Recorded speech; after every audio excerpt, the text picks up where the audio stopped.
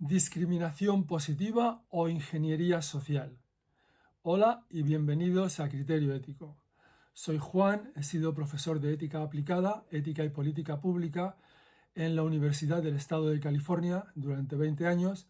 Ahora vivo en España y me gustaría compartir con quienes estéis interesados una serie de conocimientos que sin duda os serán muy útiles.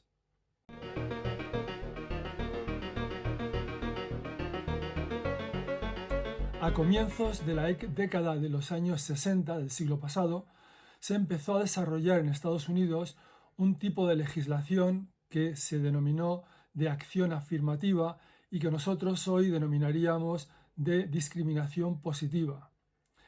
Esta legislación se puso en práctica, se aprobó a impulsos del movimiento de los derechos civiles con figuras tan conocidas como Martin Luther King, que buscaban la igualdad entre blancos y negros. En aquel momento Estados Unidos era un país realmente dividido entre blanco y negro. Hoy día es mucho más multicolor. Esa legislación tenía el propósito inicial de garantizar la igualdad en la obtención de empleo para negros y blancos, es decir, que obtuviera el puesto de trabajo la persona que estuviera óptimamente cualificada para él, no simplemente que el hecho de ser blanco le diera una ventaja y el hecho de ser negro una desventaja o que incluso le impidiera obtener ese puesto de trabajo. El fundamento que tenía la discriminación positiva, que hoy día, por cierto, ya se ha desmantelado, es decir, en aquel momento la discriminación positiva se veía como una medida temporal para poner al mismo nivel a unos y otros. Ahora veremos la razón histórica de esto, que es a lo que voy. El fundamento era restituir la igualdad robada a una minoría que ha sufrido la discriminación a lo largo del tiempo. Con la esclavitud, a la población negra, a la población afroamericana, se le robó su igualdad, se le robó su derecho a la igualdad. Fueron objeto de explotación y de esa explotación, de ese robo, se benefició la población blanca. Claro, se podrá decir, bueno, pero una cosa es lo que hicieron en el pasado, pero los que viven ahora, ¿de qué manera van a tener que restituir nada a otros si ellos no lo robaron? Bueno, ellos no lo robaron personalmente, pero son herederos inocentes, si se quieren, de esa situación de injusticia. Ser blanco, el mero hecho de ser blanco, se convirtió en un rasgo de privilegio, en una puerta abierta en el mundo laboral, y además de eso, pues muchos blancos, lógicamente, se aprovecharon y se enriquecieron, llevaron a sus hijos a las mejores universidades, ocuparon puestos de poder, y eso les dio todos los beneficios de una cultura, como digo, del privilegio, mientras que a la población negra le ocurrió todo lo contrario. Se vieron sumidos en una cultura de la marginación y de la pobreza. Los unos iban hacia arriba con su riqueza, mientras que los otros se hundían cada vez más. Eso en el siglo XX pues ha dado unos resultados, dio unos resultados. Y se trata ahora de reparar, se trataba en aquel momento de reparar esas desigualdades, de restituir a la población afroamericana la igualdad que se les había robado. En aquel momento era la población afroamericana, después se incluyó a otras minorías, como ya creo que he mencionado, minorías étnicas como los latinos o minorías conceptuales como las mujeres, que aunque no sean numéricamente mayoritarias, pero comparten una serie de denominadores con las minorías étnicas. Después, esas políticas han adquirido diversas formas. Ya no es únicamente garantizar la igualdad en el empleo, sino ofrecer ciertas ventajas muy concretas que permitan, de alguna manera, de un modo más efectivo, ponerse a esas minorías desfavorecidas a la misma altura que los que han sido los herederos de las políticas de explotación del pasado. Es como si, por ejemplo, se va a celebrar una carrera y algunos corredores han tenido un buen entrenamiento pagado por el Estado, una buena alimentación, una buena preparación, y otros corredores han sido víctimas, por la razón que sea, pues de una situación en que no ha podido entrenar nada y se decide que eso es una gran injusticia que ha tenido lugar. Y en el momento de comenzar la carrera se decide que a estos que han sufrido la injusticia se les va a dar una ventaja de lo que sea, de 5 minutos o de 2 kilómetros o tal, ¿no? Bien, esa es la situación, ese es el fundamento de la política de discriminación positiva. La discriminación positiva no debe confundirse con la ingeniería social. No vale simplemente dar ventajas especiales a cualquier grupo social por el mero hecho de que tiene unas ciertas desventajas. Si no ha sido nadie culpable de esas desventajas, entonces no hay nada que restituir, no hay nada a lo que tenga que renunciar otro sector de la población para beneficiar a ese grupo social. En España, por ejemplo, no existe legalmente la discriminación positiva. Es, en principio, tengo entendido, inconstitucional. Sin embargo, se llevan a cabo muchas políticas, muchas medidas de falsa discriminación positiva que se presentan ante los ojos del público como si fueran medidas muy éticas, muy morales, muy buenas de discriminación positiva para beneficiar a grupos desfavorecidos. Es el caso, por ejemplo, de las políticas que hay hacia los jóvenes. Los jóvenes pueden viajar prácticamente gratis en el transporte urbano, tienen todo tipo de ventajas. El Estado ofrece todo tipo de ventajas a las empresas que contratan a menores de tal o cual edad. Se ofrece todo tipo de ventajas para obtener vivienda, por ejemplo, se llama vivienda joven, a precios artificialmente bajos. Todo eso no es discriminación positiva, esos son intentos de soborno del voto joven, un voto ingenuo, que luego no conduce finalmente a nada, a mejorar su situación, porque la situación laboral de los jóvenes se resuelve mediante medidas estructurales, no mediante ese tipo de medidas de falsa discriminación positiva, que son medidas de discriminación. Claro, porque esos privilegios los paga otro sector de la población que no debería. Cuando llegan las elecciones generales, los partidos políticos compiten en ofrecer todo tipo de sobornos de este tipo a los jóvenes. En las últimas elecciones había un partido que ofrecía dar 20.000 euros, ni más ni menos, a todos los jóvenes que cumplieran 18 años. Al cumplir 18 años, 20.000 euros. Porque ya otro partido había ofrecido darles 200 euros. Y lo están cumpliendo. El partido que está en el gobierno lo está cumpliendo.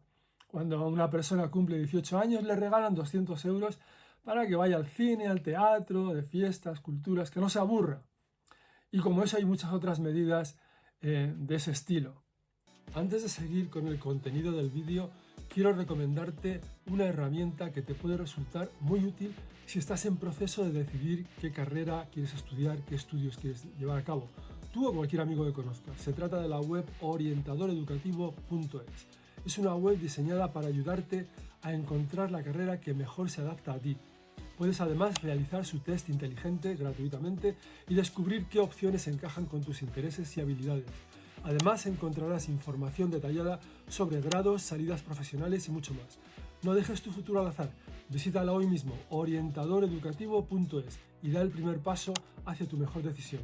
Apúntate a la newsletter para obtener el código de descuento. Te dejo el enlace en la descripción. Y ahora sí, seguimos con el vídeo. En España hay, sin embargo, un grupo que sí, que históricamente ha sido discriminado, que sí que merecería realmente unas medidas de restitución. Son los gitanos. En España hay una minoría gitana, pequeñita, no pasará del 500.000, que en relación a los 48 millones de personas que viven en este país, pues es una minoría pequeña, pero que ha sido fuertemente, duramente discriminada en el pasado, incluso con legislación específica contra ellos. Y sin embargo, para ellos no hay ninguna legislación especial. Su voto es un voto pequeñito, no va a ofrecer ventajas especiales a ningún partido político. En el caso de los jóvenes, no hay ninguna injusticia histórica que haya que reparar ahora, de ningún modo. El joven nunca ha sido discriminado por el hecho de ser joven, sino más bien todo lo contrario. Ser joven ha sido siempre un privilegio. La persona joven tiene todos los privilegios que van con la edad, una mejor salud, una mejor perspectiva de vida. En fin, y si no tienen una situación de empleo buena es porque ocurre en todos los países que la persona hasta que adquiere la formación necesaria pues tiene un proceso en que pues le cuesta conseguir trabajo.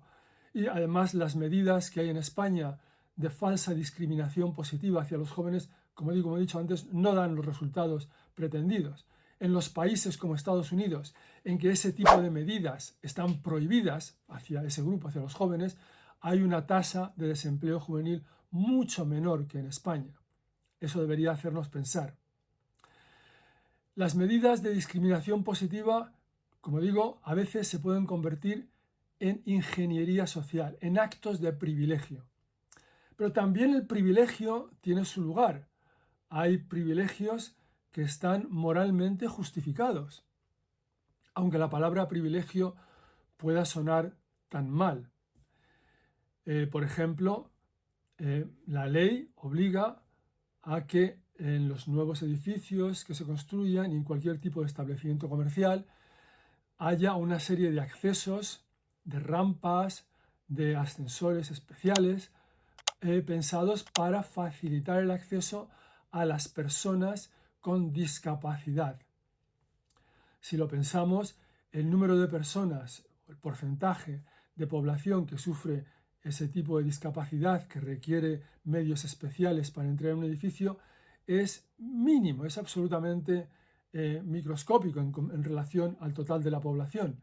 Y sin embargo el coste de esas medidas es altísimo. La población no ha tenido ninguna culpa de esas discapacidades.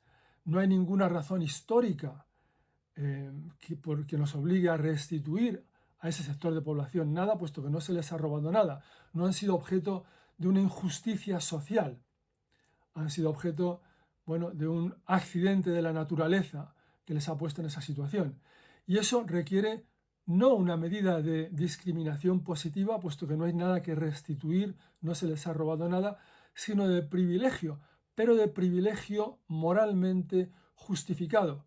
Yo diría que más que moralmente justificado, moralmente obligatorio, para ponerles a la misma altura que el resto de la población, para suplir lo que esa situación en que se encuentra les ha robado, ese nivel de igualdad que les ha robado. Por lo tanto, ahí tenemos dos conceptos que es importante tener muy claros en mente.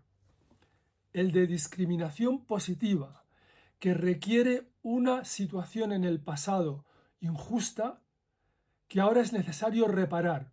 Un robo que tuvo lugar en el pasado que ahora tenemos que reparar de alguna manera y que debemos reparar o deben reparar los descendientes de quienes se aprovecharon de ese robo. Y luego, por otra parte, está el privilegio, que puede estar justificado o no justificado. En algunos casos está plenamente justificado, como el caso de las personas con discapacidad. No solo justificado, sino que es moralmente obligatorio. En otros casos, esos privilegios se encubren, se tapan, se intentan hacer aparecer con una falsa capa de moralidad como de discriminación positiva. Eso lo hacen políticos ineptos, como tantos que hay en España, que imitan, la política española es una política de imitación, imitan lo que ven en otros países y dicen, pues hay un grupo aquí desfavorecido, basta con darle una serie de privilegios y ya está, ¿no? No, no es así. La discriminación positiva se ha llevado a cabo de muchas maneras diferentes. En Estados Unidos, por ejemplo, se han establecido cuotas, en algunos casos, en algunas universidades. Por ejemplo, en la universidad en la que yo hice un primer máster, en la Universidad de California en Los Ángeles, UCLA, recuerdo que había un programa de acción afirmativa. Esto lo que quiere decir es que la universidad había decidido que al menos un porcentaje X de los alumnos admitidos cada curso debían pertenecer a esas minorías desfavorecidas, afroamericanos, latinos, aunque no alcanzaran la nota mínima requerida para entrar en la universidad. Es decir, si no alcanzaban esa nota mínima, la universidad bajaba el listón para que entrara tal número, tal porcentaje de estudiantes pertenecientes a esas minorías.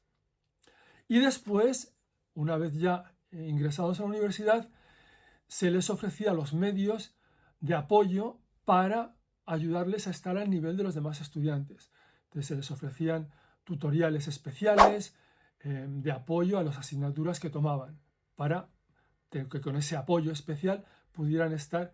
Esas tutorías, por supuesto, les resultaban gratis a ellos, las pagaba el Estado, para que de ese modo pudieran estar al mismo nivel que estaban los demás alumnos.